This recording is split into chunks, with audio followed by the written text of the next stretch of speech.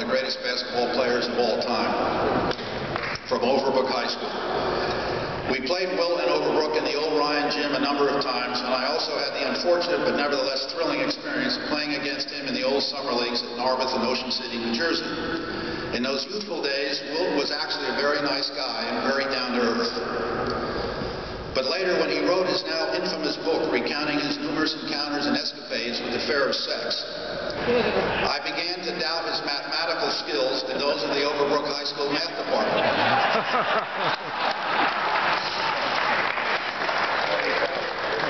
I have a very special and warm appreciation for the kindness that old Sam Cosby, the longtime trainer,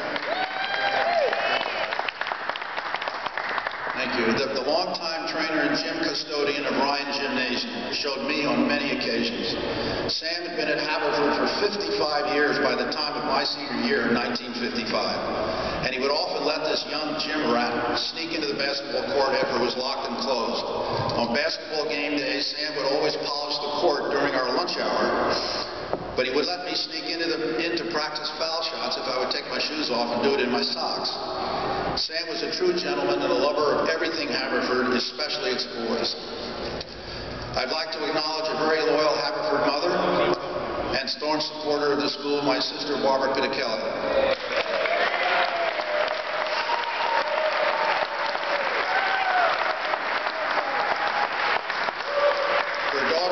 And her two sons, my nephews Jay, class of 75, and John, class of 77, both very fine football players under legendary coach Mayock.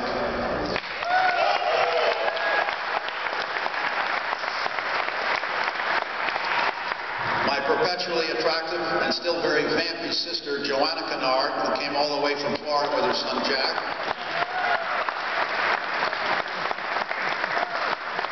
Joanna certainly deserves a Haverford letter sweater for all the Haverford boys she dated while at Shipley.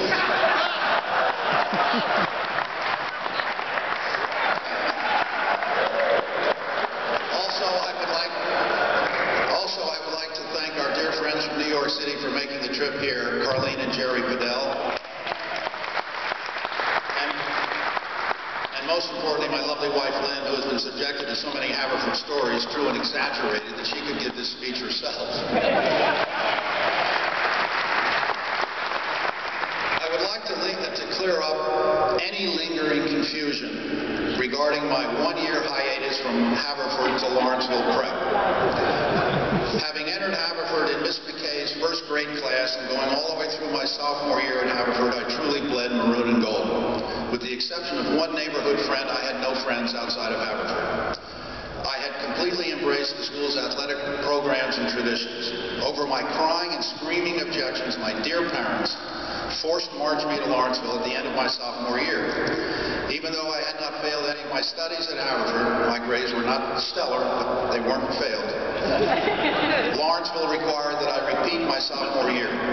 My parents finally relented at the end of that most unhappy year, probably as much to put an end to my constant nagging and begging, and allowed me to return to Haverford. Lawrenceville was and is a very fine school, but for me it was no Haverford. Its teacher-coach relationship with the students was detached and distant compared to Haverford's, and in fairness, I suspect I was a little too young and immature for boarding school. Except for their athletics, I was most unhappy and escaped into their sports program. Even though I earned 3 varsity letters that year, it never felt quite right, and I always have wished there were 3 Haverford letters.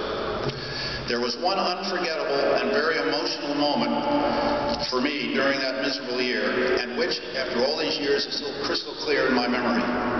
It was thanks to, of all people, Haverford's longtime and legendary football coach and athletic director, Fred R. Doc Wallace. After Haverford's Friday football games, Doc would often referee Saturday high school and college games. And as luck would have it, that fall, he was the head referee at the annual Lawrenceville Hill game. I can still remember the look he gave me and his voice as if it were yesterday. When I reported into the game, and this was before free substitution was allowed, you had to report directly to the head referee.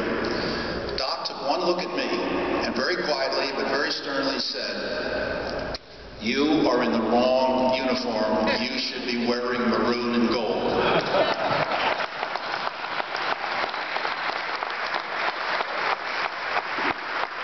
And with that, he walked away.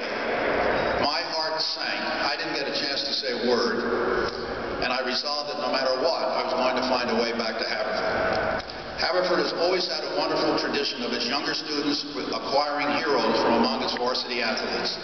Among those that still stand out for me after all these years are the great basketball teams of 1949, 50, and 51.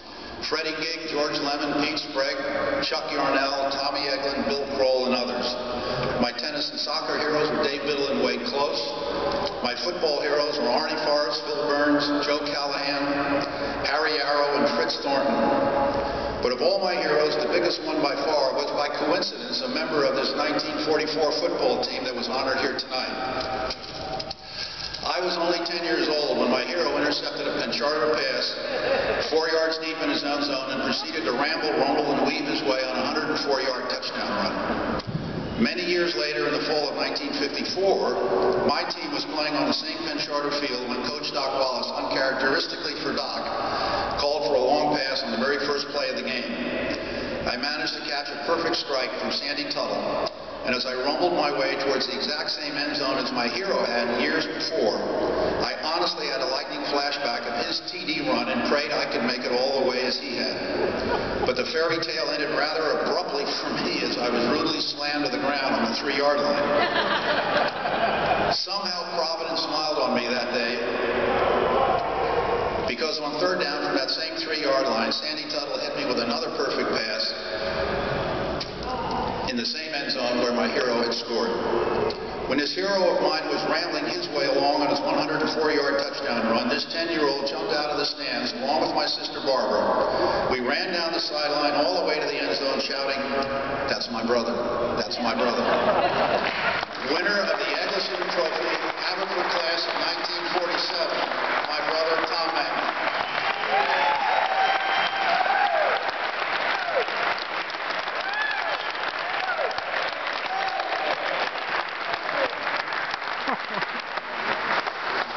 My heartfelt thanks to the Hall of Fame Selection Committee and to all those who so generously supported my induction for this wonderful honor. You have honored a 73-year-old man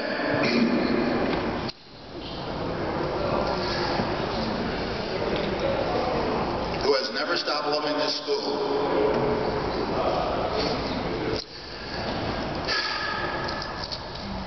who cherishes all of his memories and his friends from Haverford, and will bleed maroon and gold until the day he dies. When that happens, I'm sure old Frank Schaefer will be waiting for me and will immediately order me to serve additional demerits at the great demerit hall in the sky, where I will instantly recognize many of my fellow reprobate classmates and teammates who arrived before me